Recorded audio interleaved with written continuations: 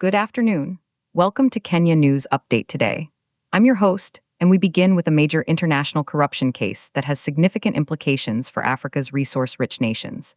An Israeli billionaire's firm has settled a Democratic Republic of Congo Graft probe for $30 million.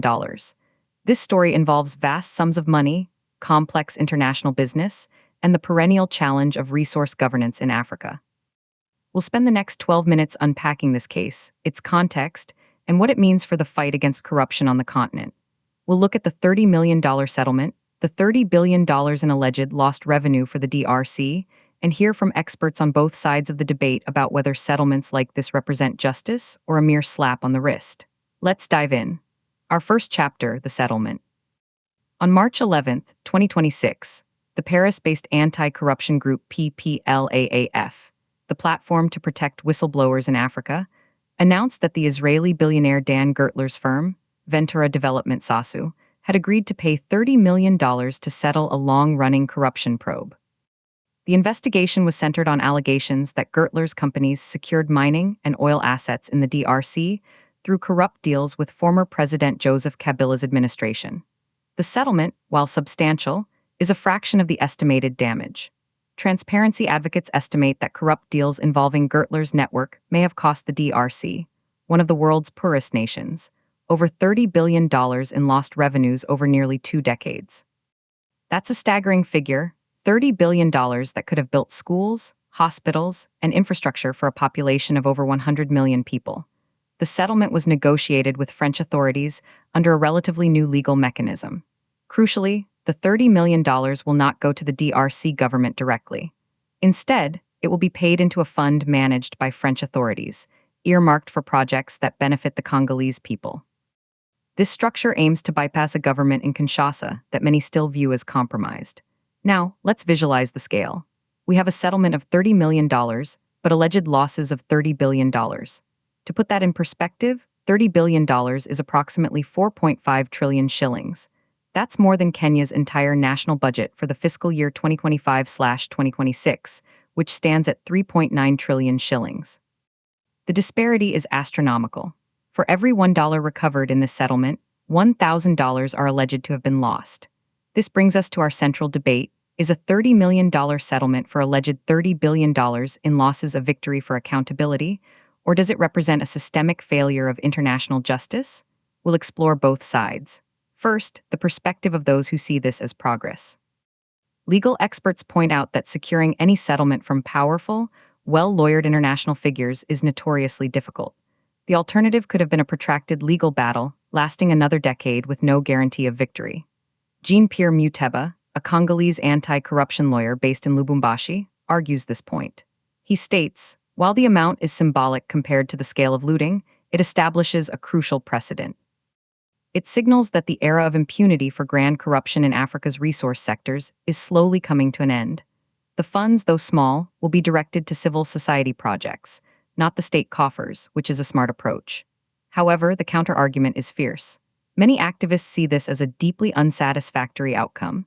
They argue it allows a billionaire to essentially pay a fine and move on without admitting guilt or facing criminal charges.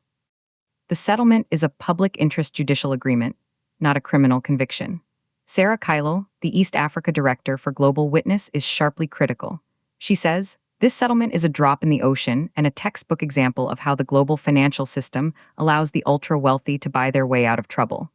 A $30 million fee for allegedly facilitating the theft of $30 billion is not justice. It's a business calculation. It perpetuates the cycle where the cost of doing corrupt business is just a line item on a balance sheet. This debate hinges on a fundamental question. What is the goal? Is it to recover funds, to punish individuals, or to deter future corruption? The settlement arguably achieves the first, weakly addresses the third, and completely fails at the second. Chapter 2, The Man and the Money. To understand this case, we must look at the central figure, Dan Gertler. The Israeli diamond tycoon became a key power broker in the DRC during the presidency of Joseph Kabila, from 2001 to 2019. His companies, often through offshore vehicles, gained stakes in some of the country's most valuable mining assets, including copper, cobalt, and gold. The U.S. Treasury Department sanctioned Gertler in December 2017 under the Global Magnitsky Act, accusing him of using his close friendship with Kabila to broker opaque and corrupt mining and oil deals that robbed the Congolese people of over $1.36 billion in revenue between 2010 and 2012 alone. Those sanctions were controversially lifted in the final days of the Trump administration in January 2021, only to be reimposed by the Biden administration months later. They remain in place today. Gertler has consistently denied all allegations of wrongdoing, framing himself as a legitimate investor who brought much-needed capital to a risky environment. His network is vast and complex, involving dozens of companies registered in offshore havens like the British Virgin Islands and Gibraltar. Untangling this web has been the work of journalists and NGOs for years. Let's examine the alleged mechanics of the loss. The $30 billion figure isn't a single theft, it's an accumulation. It stems from allegations that Gertler's companies bought mining assets at vastly undervalued prices through non-competitive, opaque deals with state-owned enterprises. They would then either sell those assets to international majors at a massive profit or develop them themselves. The difference between the price paid to the state and the true market value constitutes the alleged loss to the DRC Treasury. For example, in one 2017 deal, a Gertler-associated company reportedly bought a stake in the massive Tank Fungurum copper and cobalt mine for a fraction of its value. When that stake was sold just months later, the profit was estimated in the hundreds of millions. These repeated transactions, over nearly 20 years, are what analysts believe led to the colossal $30 billion estimate. The DRC is the world's largest producer of cobalt, a critical mineral for electric vehicle batteries, and a top 10 copper producer. The stakes, both financially and for the global green energy transition, could not be higher. Chapter 3: The Legal Landscape and Global Implications. This settlement occurred not in Kinshasa or Jerusalem, but through French law. This highlights a key trend: the globalization of anti-corruption enforcement. Western jurisdictions are increasingly using their laws to target corruption that occurs entirely in other countries, especially when their financial systems are involved. France's Judicial Convention of Public Interest Law, introduced in 2016, allows companies to settle corruption cases without a formal guilty plea. It's similar to the U.S. system of deferred prosecution agreements.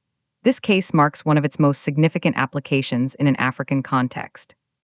The involvement of PPLAAF, the whistleblower group, was also critical.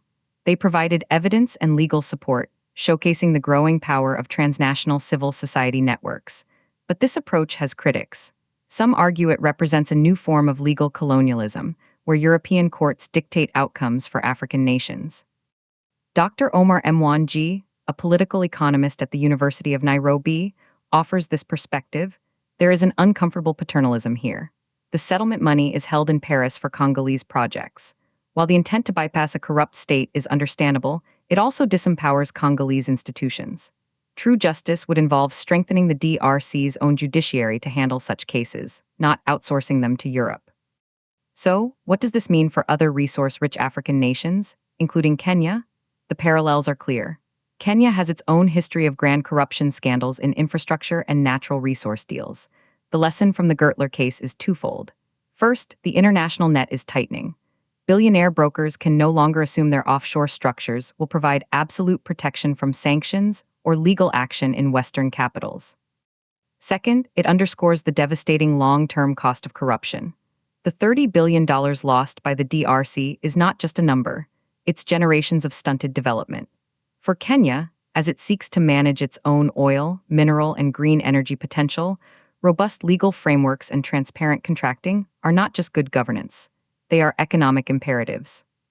The World Bank estimates that corruption can reduce a country's GDP growth by between 0.5 and 1.0 percentage points annually. Over 20 years, that compounds into a loss of tens of billions of dollars, mirroring the DRC's alleged experience. Let's look at some comparative data. We've discussed the DRC's alleged $30 billion loss. How does that compare to other nations? Consider Nigeria's losses from the Malabu oil scandal, estimated at over $6 billion, or the alleged $2 billion lost by Mozambique in hidden debt scandals. The scale in the DRC is in a league of its own, largely due to the sheer value of its mineral base. But the pattern is consistent: weak institutions, opaque deals with politically connected intermediaries, and massive revenue leakage. This is the playbook that anti-corruption campaigners say must be broken. The question is whether settlements like this $30 million one help break it. Some data suggests they might. Since the US began aggressively using the Foreign Corrupt Practices Act and sanctions, there has been a noticeable shift. Multinational corporations now invest heavily in compliance departments. The risk of getting caught and facing severe financial and reputational damage is higher than ever. For individual billionaires like Gertler, the calculus is changing. Being sanctioned means being cut off from the US financial system, a severe handicap for any international businessperson. Our final chapter, The Path Forward. Where do we go from here? The $30 million settlement is a milestone, not an endpoint. For the DRC, the administration of President Félix Tshisekedi, now in his second term, faces immense pressure to reform. He has spoken against the predatory elites of the Kabila era, but concrete results have been slow. Recovering more of the alleged lost billions will require aggressive legal action within the DRC itself, something that has been politically perilous. Internationally, the focus will remain on enforcement. The Gertler network remains under US sanctions, and any attempt to move funds through the American banking system is prohibited. The European Union is considering similar measures. Furthermore, this case may empower other jurisdictions, like the United Kingdom and Switzerland, to pursue their own actions.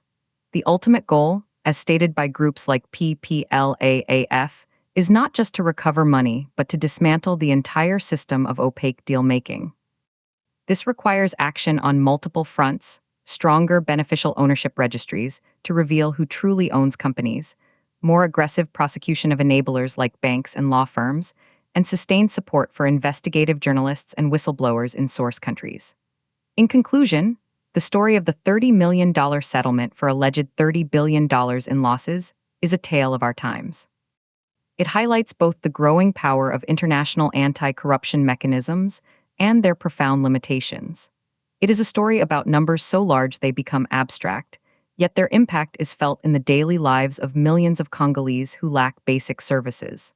It's a debate between pragmatic incrementalism and the demand for transformative justice. As Africa continues to be a crucial source of the minerals that will power the 21st century global economy, the rules of the game are being rewritten, but slowly and unevenly. The Gertler settlement is a chapter in that longer story. It provides some funds, sets a precedent, but leaves the central figure neither convicted nor exonerated. For Kenya and its neighbors, the message is clear. The cost of corruption is measured not just in shillings or dollars lost today, but in the stolen futures of generations to come. Building resilient, transparent institutions is the only durable defense. Thank you for watching this deep dive. Subscribe to Kenya News Update today for more in-depth analysis of the stories that shape our nation and our continent.